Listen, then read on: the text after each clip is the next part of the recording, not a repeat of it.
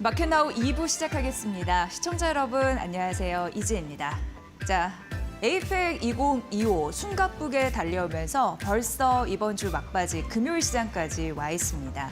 오늘은 굉장히 중요한 이슈를 앞두고 있는데요. 그래서 그 모멘텀으로 오전장을 이어가지 않을까? 오늘 코스피가 장중에 4,100선을 찍기는 했습니다.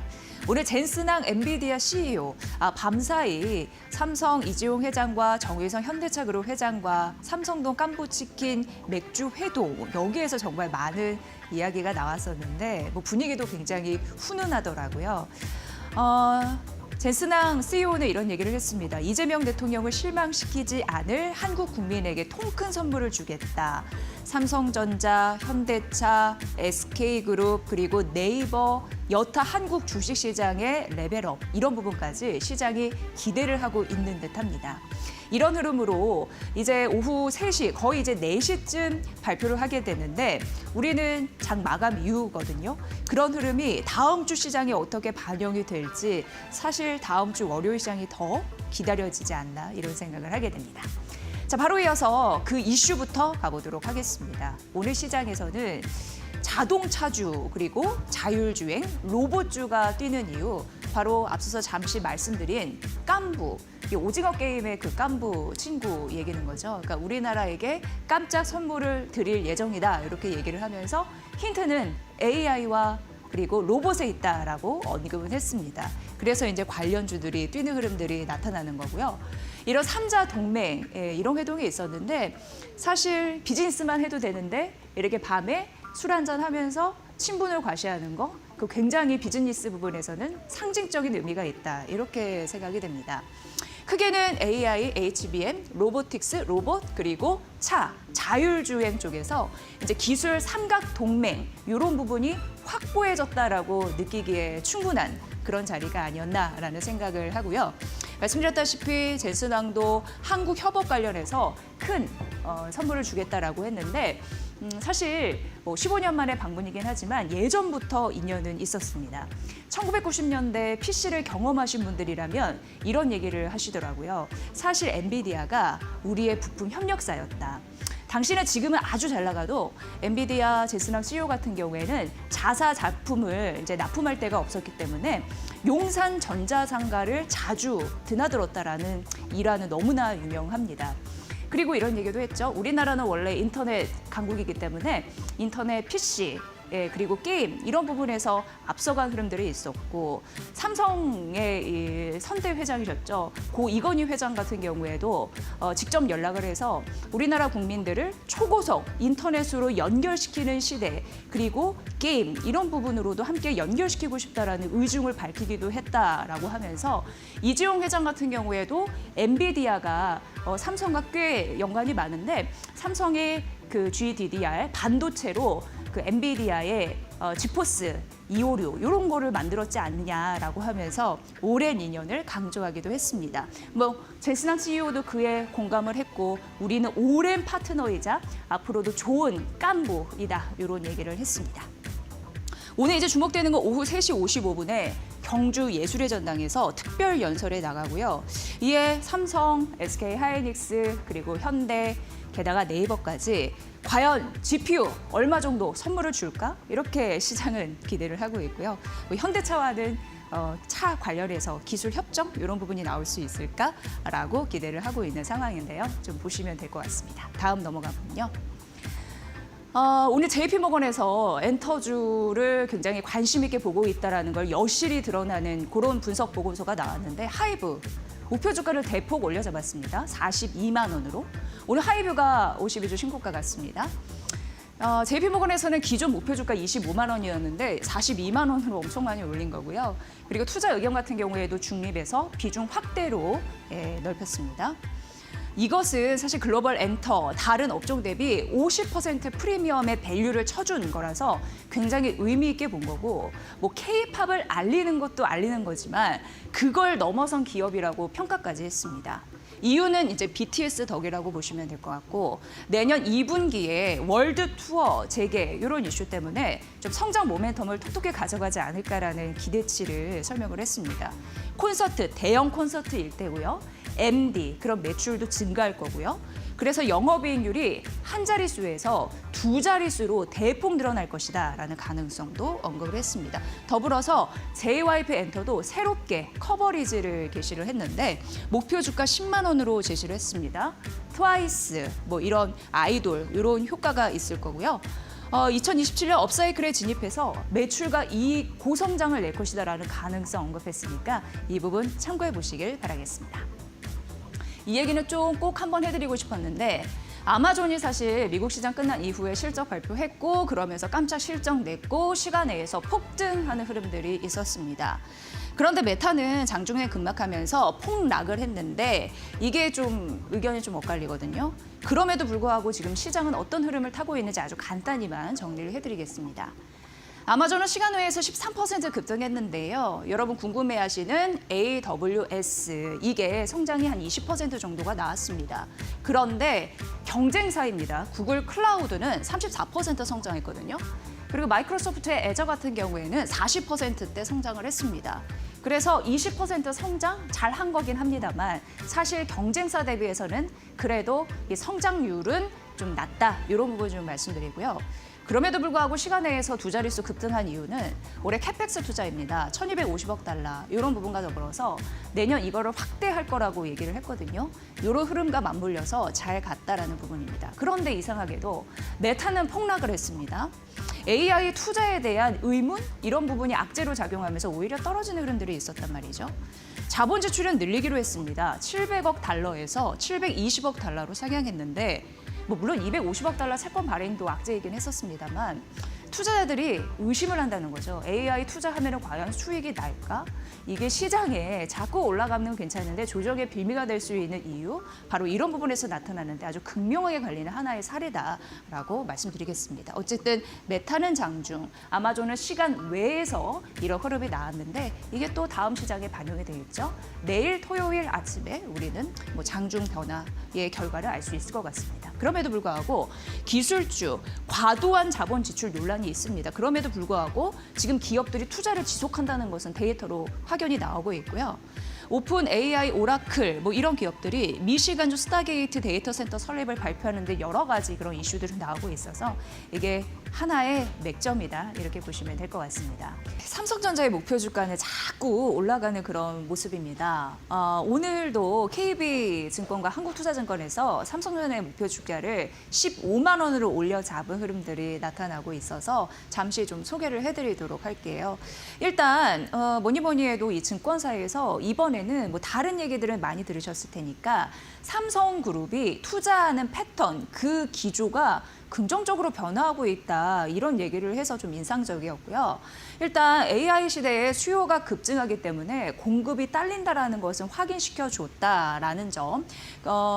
예전에는 그 업사이클 시대였을 때 삼성은 캐펙스를 굉장히 빠르게 확대하는 게 일례였거든요. 그런데 최근의 흐름들을 보고 앞으로의 기조를 봤을 때 정말 필요한 것에 집중적으로 투자하겠다라는 의지를 보인다는 데서 차별화됐다라고 생각을 하는 것 같았습니다. 그래서 수요 맞춤형 투자 전략 이런 부분을 긍정적으로 증권사에서는 바라보고 있다. 이 얘기를 좀 해드리고요.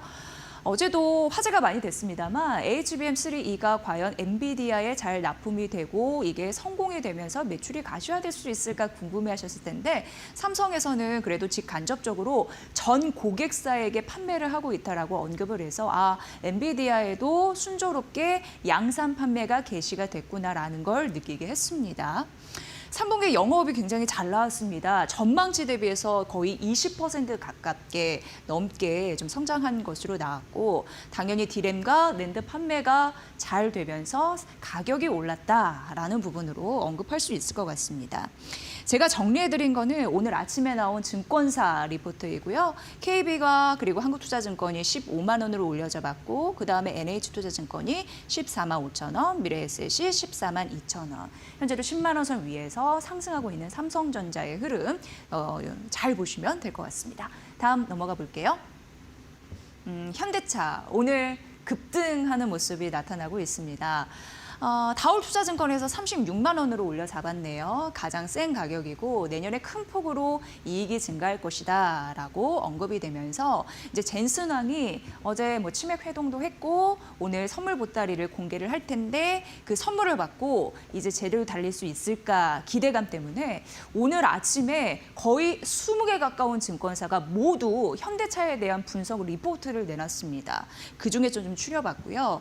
일단 삼성증권에서는 34만 원을 올려 잡은 이유가 관세 이런 부분 이제 15%로 불확실성이 제고가 됐고 비용도 낮추면서 긍정적인데 대부분 뭐라고 했냐면 엔비디아와 협력이 시작될 AI 내러티브를 긍정적으로 바라봤습니다.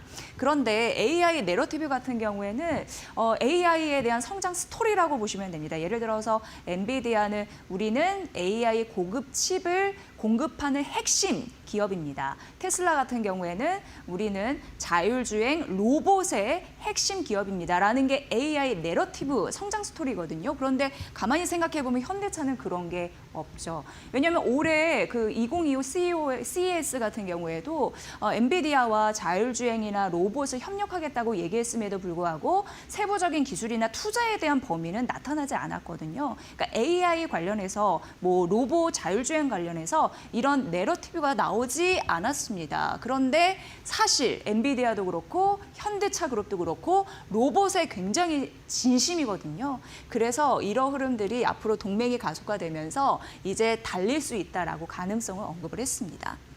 그 밖에도 금융 부분 수익성 이런 부분도 언급이 됐고요. 그리고 북미 SUV 이런 부분에 대해서 매출이 가셔야될 것이다. 이런 부분도 나왔고요. 물론 그러면서 실적이 좋아질 것이다라는 가능성도 나왔고요. 추가 점유율 확대에 대한 의지도 나왔습니다. 오늘 시장에서 현대차 아주 뛰는 흐름들이 나오고 이제 발표 나오고 어떻게 될런지 굉장히 궁금한 대목이고요. 자율주행 이런 쪽, 로봇, AI 챗봇 이런 부분이 다 맞물려서 가고 있는 상황인데요. 관심 있게 바라보시면 될 것 같고 현대차 말고 또 하나 이제 잠시 언급해 드릴게 오늘 레인보우 로보틱스가 급등하는 흐름들이 나타나고 있는데 이게 삼성이 최대 주주입니다. 35% 지분을 갖고 있는데 그런 맥락에서 지금 AI 그리고 로봇 이런 부분 그리고 차까지 뛰고 있다는 점 말씀드립니다. 자, 다음 페이지는요. 대한전선인데 오늘 52주 신고가 갔거든요. 그런데 목표주가 25,000원으로 올려잡은 증권사의 리포트가 있었는데 오늘 급등하면서 제가 아까 확인해 봤을 때 23,600원까지 그 선까지 좀 올라가 있더라고요. 근데 지속적으로 보셔야 되는 게 이제 케이블 수주에 대한 모멘텀 이런 부분이고요. HVDC라고 AI 데이터 센터 굉장히 전력 이런 부분 중요한데 초고압 직류 전송이라고 해서 직류로 갖다 꽂아버리면 장거리 가능하고 전력 손실이 줄어들기 때문에 이 부분 이제 긍정적인데 그 공장 증설도 순항하고 있다라는 부분입니다. 수주 부분에서는 뭐 이미 들어온 거 있고요. 그래서 국내 최대 레퍼런스를 확보한 바 있고요. 앞으로도 초고압 프로젝트라고 해서 수익성 괜찮은 프로젝트 많이 또 예정이 되어 있습니다. HVDC 아까 말씀드렸지만 해저 케이블 2공장 건설 중인데 27일 날 예정이라고 하니까 이런 모멘텀도 지속적으로 보셔야 되는데 정부에서 계속 얘기하는 게 서해안 에너지 고속도로 투자 요 얘기를 하잖아요. 근데 핵심 거점 투자가 될 가능성 높습니다. 일단 3분기 영업이익 전망치 부합했고요. 4분기 같은 경우에도 마진 좋고 해상문역 프로젝트 본격화될 가능성 있으니까 이 부분도 보시고요. 대한전선은 오늘 신고가 기록했고 목표 주가 25,000원 상향 조정됐고 현재 13% 급등하면서 목표가 부분까지 갔다라는 점 말씀드리겠습니다. 다음 페이지 넘어가 볼게요. 에이펙 이후 환율은 어떻게 될까 굉장히 궁금하셨을 것 같습니다. 일단 뭐 대부분의 평가가 한국과 미국과 정상회담 협상을 타결했는데 그래도 어느 정도 잘했다라는 평가는 일부 나오는 것 같습니다. 관세 25%에서 15%로 떨어뜨리면서 3,500억 달러 투자 패키지 이런 부분이 있는데 현금으로 일단 2,000억 달러 주고 조선업 협력해서 나머지 1,500억 달러를 하겠다라는 부분인데요. 어쨌건 이 2,000 플러스 1,500 하면 3,500 억 달러니까 요거는 이제 미국이 원하는 총량을 맞춰주긴 했습니다. 이거는 어떻게 보면 이제 조건부 딜로 미국 쪽에서는 잘했고 우리 같은 경우에는 외화 유출 이것 때문에 뭐 한국의 경제에 심각한 타격이 있을 수 있다라고 해서 우려감이 굉장히 심했는데 그래도 외화, 그러니까 달러를 말하는 겁니다. 유출 부담을 좀 줄일 수 있는 그런 차선책은 좀 마련을 해놨습니다. 그러니까 뭐냐면 새롭게 외화 이런 부분을 건드리지 않고 우리가 보유하고 있는 그런 달러를 기준으로 해서 그런 부분을 충당하겠다라는 게 뭐 쉽게 얘기하면 그런 게 골자가 되겠습니다. 그런데 상상인 증권에서는 사실 이런 협상 나오고 나서 환율이 12원 떨어졌었는데 다시금 좀 오르는 흐름들이 있거든요. 근데 어쨌든 뭐 일정 부분 단기간 불확실성이 해소가 될진 몰라도 우리나라 외환 보유액이 감소한다라는 데에서 환율은 다시 오를 것이다 이렇게 얘기를 하더라고요. 그거 잠시 말씀드리면 외환 보유액이 100억 달러를 감소하게 됩니다. 이렇게 됐을 때 환율이 약 47원 오르게 된다고 하죠. 그런데 우리는 이제 현금 2천억 달러를 줘야 되는데 이제 해줘야 되는데 이게 연간 그 200억 달러까지 하기로 상한선을 정해놨잖아요. 그러면은 외환 보유액 100억 달러 감소 시 환율이 약 47원 오르는데 200억 달러니까 곱하기 2하면 거의 100원이 상승하게 되는 그런 모양입니다. 그래서 사실 이제 상상인 증권에서는 내년 평균 환율을 그래도 1,340원? 1,300, 그 정도로 예측을 했는데 1,340원? 100원 정도 더 올려야 된다라고 얘기를 하면서 내년 평균 환율이 1,441원 정도 전망이 된다라는 분석 데이터를 제시했으니까 이 부분 좀 살펴보시면 될 것 같습니다. APEC 정상회담 이후에 환율이 조금 안정될 수 있을까라고 생각하셨겠지만 실적으로 증권사에서는 어느 정도 원화 약세 압력은 누적돼서 가져갈 것이다. 이럴 수밖에 없다라고 얘기를 한 대목이니까 이 부분 참고해 보시길 바라겠습니다.